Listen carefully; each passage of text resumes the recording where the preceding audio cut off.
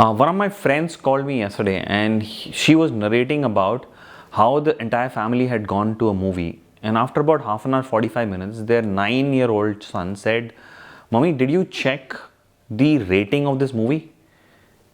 It appears to be an adult movie to me."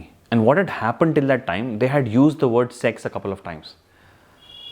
After about 15-20 minutes, both the boys said that we don't want to watch this movie, and the father actually took them away to drop them. This friend of mine was asking me, "Sushant, should I tell them about sex right now?" And when they asked me, "What is this sex all about?" they said, "Okay, fine, we'll talk to you about it, but not right now. It's not the age." Now look at this incident again. The word sex was taken in a movie, and the kid, 9-year-old, started asking them, "Did you check the rating?" That means there is something already there. They already know about something, that there is something about sex, just the word sex, and being an adult rated movie.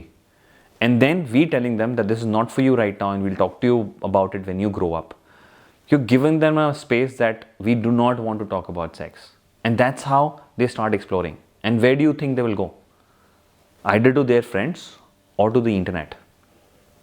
Tell me, where will they get the right information? Isn't it that's the same way we got this information and we struggled our way through knowing about sex and sexuality? And it took a few years before we actually became normal. And most of us still struggle with it. So friends, it's very critical for us to talk about sex and sexuality with our children. A 9-year-old already knows it, has an inkling for it. So the right time to talk about them is before they turn adolescent, before those changes start happening in their body. We need to tell them what kind of changes are going to happen and when are they going to happen and what impact they're going to go through. You know, a lot of parents say this is too early, but let me tell you, a published report of Times of India, which was a 2-year-old report, says that the average age of children indulging in sexual acts and experimenting with sex is come down to less than 14 years. That's a class 9 or a 10 student. That's where it is today. What do we want? We do want them to experiment and be damaged, or do we provide them the right information? So this is the right times to talk to them about sex and sexuality so that they can be responsible and take care of themselves. There are a few things we need to tell them about. First, we don't need to tell them about their pubertal changes, what is going to happen and how they're going to deal with it. Then we're going to tell them about how babies are made. What is the act of sex all about and how it is damaging for them to indulge in that at an early age.